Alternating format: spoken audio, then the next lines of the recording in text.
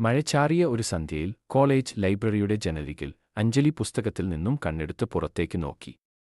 അവളുടെ മനസ്സ് നിറയെ വരാനിരിക്കുന്ന പരീക്ഷയുടെ ഭാരമായിരുന്നു. അപ്പോഴാണ് ധൃതിയിൽ ലൈബ്രറിയിലേക്ക് കയറിവരുന്ന ആദിത്യനെ അവൾ കണ്ടത്. അവന്റെ കയ്യിൽ നിന്നും പുസ്തകങ്ങൾ താഴെ വീണു. അതവൾക്ക് ഒരു ചിരി സമ്മാനിച്ചു. അവന്റെ കണ്ണുകൾ ഉടക്കിയത് അവളുടെ ചിരിയിലായിരുന്നു. ദിവസങ്ങൾ കടന്നുപോയി.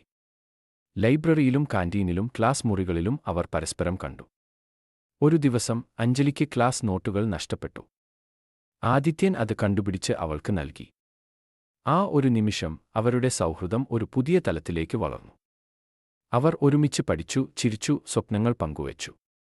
എന്നാൽ അഞ്ജലിയുടെ ജീവിതത്തിൽ ഒരു ദുരൂഹതയുണ്ടായിരുന്നു. അവളുടെ മാതാപിതാക്കളുടെ മരണത്തെക്കുറിച്ചുള്ള ചില ഓർമ്മകൾ അവളെ വേട്ടയാടിയിരുന്നു. ആദിത്യൻ അവളുടെ വേദന മനസ്സിലാക്കി. അവൾക്ക് താങ്ങും തണലുമായി നിന്നു. ഒരു ദിവസം അഞ്ജലിക്ക് ഒരു പഴയ ഡയറി കിട്ടി. അത് അവളുടെ അമ്മയുടേതായിരുന്നു. അതിൽ അവളുടെ മാതാപിതാക്കളുടെ മരണത്തെക്കുറിച്ചുള്ള ഞെട്ടിക്കുന്ന സത്യങ്ങൾ വെളിപ്പെടുത്തിയിരുന്നു. അതൊരു അപകടമായിരുന്നില്ല, മറിച്ച് ആസൂത്രിതമായ ഒരു കൊലപാതകമായിരുന്നു. ആ സത്യം അറിഞ്ഞതോടെ അഞ്ജലി തകർന്നുപോയി. ആദിത്യൻ അവളെ സമാധാനിപ്പിച്ചു. അവർ ഒരുമിച്ച് ആ കൊലപാതകത്തിന് പിന്നിലുള്ളവരെ കണ്ടെത്താൻ തീരുമാനിച്ചു. ഓരോ തുമ്പും അവരെ ഒരു വലിയ ഗൂഢാലോചനയിലേക്ക് നയിച്ചു.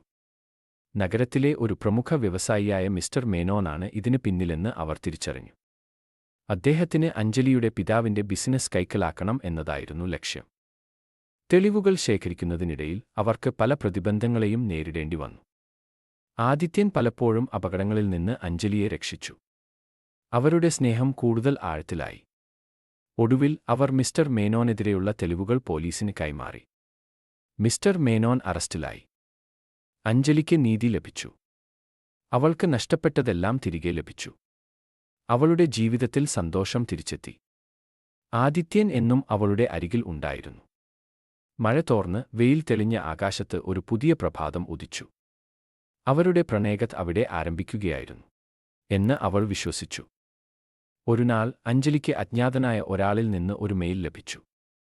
അതിൽ ഒരു പഴയ സിസിടിവി ദൃശ്യമായിരുന്നു. ആ ദൃശ്യത്തിൽ മിസ്റ്റർ മേനോന്റെ ഓഫീസിൽ നിന്ന് രാത്രിയിൽ ഇറങ്ങിവരുന്ന ഒരു രൂപം. ആ രൂപം മറ്റാരുടേതുമായിരുന്നില്ല, ആദിത്യൻ. അവളുടെ എല്ലാ സ്വപ്നങ്ങളും തകർത്തുകൊണ്ട് ആ സത്യം അവളെ ഞെട്ടിച്ചു. ആദിത്യൻ എങ്ങനെയാണ് മിസ്റ്റർ മേനോന്റെ ഓഫീസിൽ? എന്തായിരുന്നു അവർ തമ്മിൽ ബന്ധം? അഞ്ജലിക്ക് കാര്യങ്ങൾ വ്യക്തമായി. മിസ്റ്റർ മേനോൻ ഒരു കരു മാത്രമായിരുന്നു. യഥാർത്ഥ സൂത്രധാരൻ ആദിത്യനായിരുന്നു. അഞ്ജലിയുടെ മാതാപിതാക്കളെ കൊലപ്പെടുത്തിയത് ആദിത്യന്റെ കുടുംബവുമായി ദീർഘകാലമായുണ്ടായിരുന്ന പകയുടെ തുടർച്ചയായിരുന്നു. അവൾക്ക് എല്ലാം നഷ്ടപ്പെടുത്തിയതിനുശേഷം അവളെ രക്ഷകനായി വന്ന് അവളുടെ വിശ്വാസം നേടിയെടുത്ത് അവസാനം എല്ലാം സ്വന്തമാക്കാനായിരുന്നു അവന്റെ പദ്ധതി. അവൾ തകർന്നുപോയി. സ്നേഹിച്ചവൻ തന്നെ ഏറ്റവും വലിയ ശത്രുവായി മാറിയെന്ന സത്യം അവളെ ഉലച്ചു.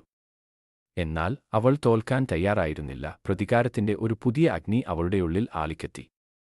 അവൾ എങ്ങനെ പ്രതികാരം ചെയ്യും? ആദിത്യൻ അവളെ വീണ്ടും വഞ്ചിക്കുമോ?